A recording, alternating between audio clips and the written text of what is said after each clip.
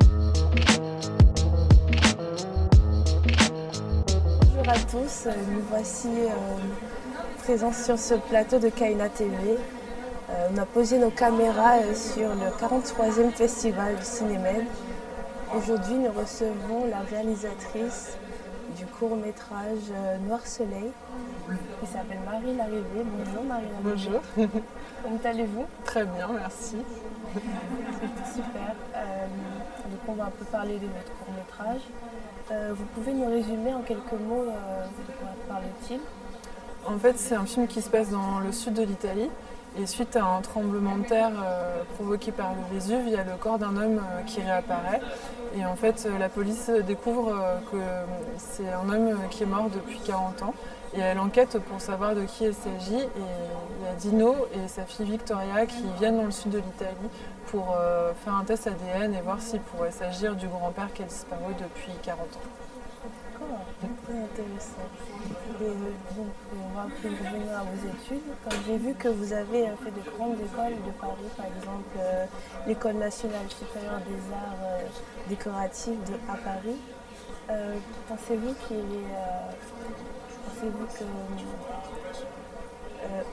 faut obligatoirement faire de grandes écoles pour réussir dans la vie, ou est-ce un tremplin Dans le cinéma d'animation, je pense que c'est pas du tout nécessaire, mais c'est juste c'est des études du coup qui sont un peu longues et du coup qui permettent de développer plusieurs facettes du travail, et je pense que c'est surtout en ça que c'est utile par la suite. Après, je pense que souvent dans le cinéma d'animation, c'est plutôt ce qu'on fait qui compte plutôt que le CV. Mais c'est vrai que d'avoir 5 ans où on peut se consacrer uniquement à ça et où on explore un peu toutes les facettes qu'il y a dans la réalisation d'un film, je pense que ça aide beaucoup par la suite. Je voudrais revenir à votre court-métrage. Pourquoi avoir choisi ce titre Noir Soleil qui est en Occident? Oui, tout à fait. En fait, il y avait l'idée de la mélancolie derrière. Ça s'inspire un peu du poème de Nerval qui parle du soleil noir, de la mélancolie. Et il y avait cette idée-là. Et c'était aussi que j'avais envie de jouer sur les contrastes dans le film parce que c'est un film qui est à la fois assez lumineux, avec des instants assez joyeux. Déjà parce que ça se passe en Italie et que c'est des paysages qui sont très beaux et assez idylliques. Et en même temps qu'il y a le secret de famille qui représente plus ce qui est dans l'ombre. Et j'avais envie de jouer sur ce contraste entre la lumière et l'ombre et aussi la recherche de la vérité et le secret. Pour moi, c'était l'idée qu'il y avait derrière ce titre. Et pourquoi choisir ce contraste? Quel effet pensez-vous qu'il fait sur le spectateur? En fait, j'avais envie de raconter une histoire qui était... il y a un aspect un peu morbide dans l'histoire, étant donné que ça parle quand même du potentiel suicide d'un homme. Et j'avais envie d'aider le spectateur à se plonger dans l'histoire en ayant aussi des aspects beaucoup plus, comme je disais, joyeux, avec des couleurs qui sont séduisantes, pour ne pas être dans quelque chose de complètement obscur, et aussi de montrer qu'il y a quand même une issue positive et que c'est un peu la vie qui l'emporte sur la mort. Enfin, le personnage de Victoria, il arrive un peu à dépasser l'histoire un peu cachée de sa famille et à être du côté plutôt de la vie et de la lumière, et c'est pour ça que j'avais envie de un peu avoir ces deux aspects. Comment qualifieriez-vous la relation entre Dino et sa fille? Pour moi, c'est une relation où il y a beaucoup de non-dits et dans laquelle les personnages ont du mal à communiquer. Et en même temps, il y a quelque chose quand même de plus profond qui leur permet un peu de dépasser leur incompréhension. Enfin, pour moi, il y a la scène de la baignade où on voit que le père il arrive un peu à se reconnecter avec sa fille dans quelque chose d'assez essentiel et simple, et qu'il y a quand même une sorte de compréhension profonde qui dépasse un peu les non-dits qu'il y a entre eux et leurs problèmes de communication. Ils ont un problème de communication entre le père et la fille? Oui, le père et la fille.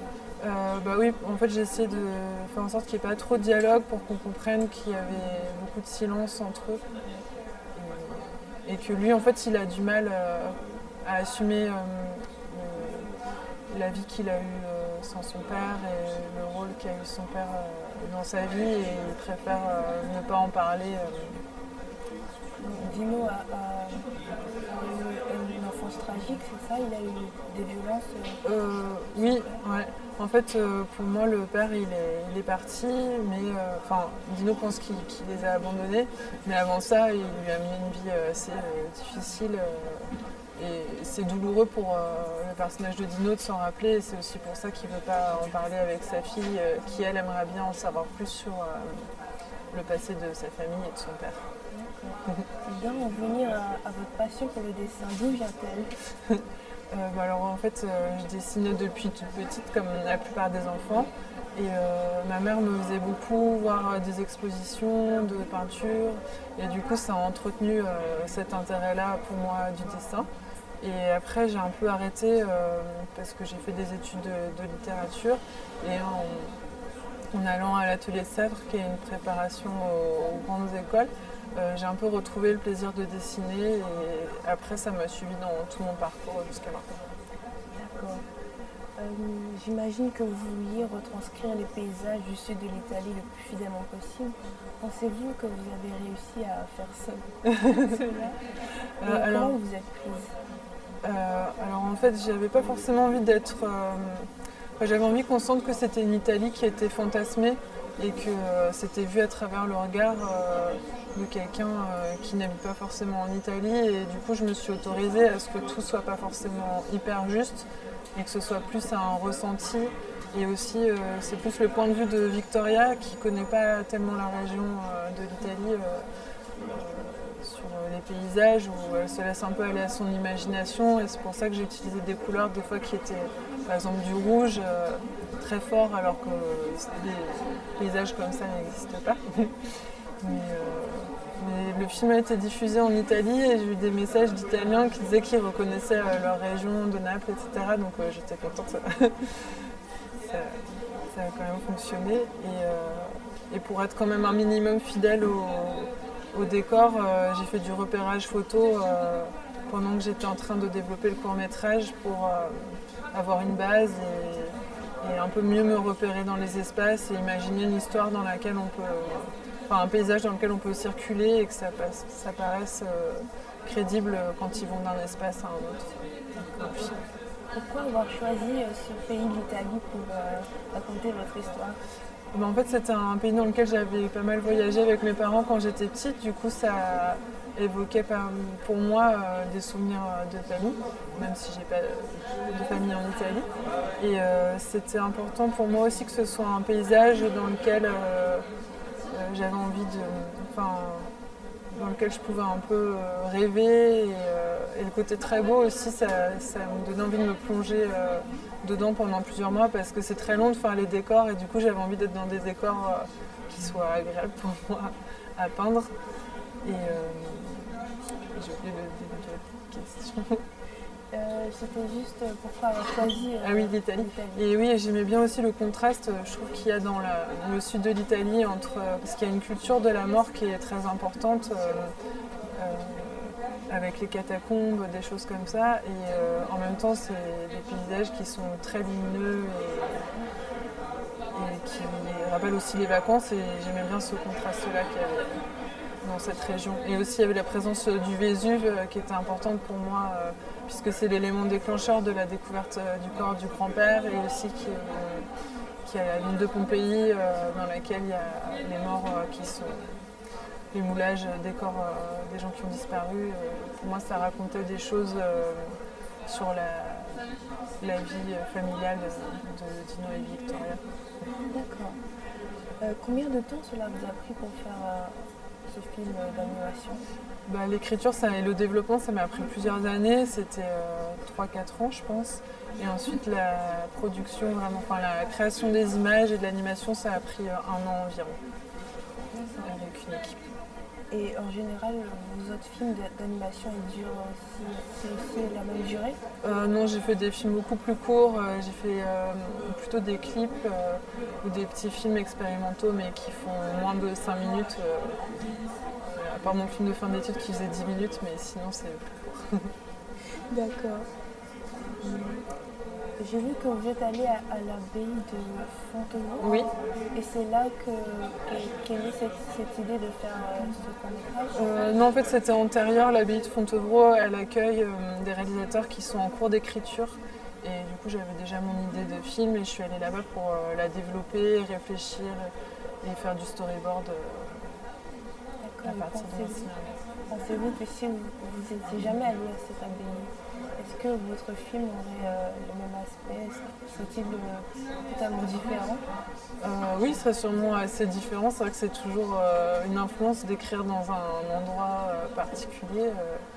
Donc oui, il aurait sûrement été influencé différemment. Êtes-vous fière de votre projet? C'est assez dur à dire parce que quand on travaille aussi longtemps sur un film, à la fin on est content qu'il soit terminé.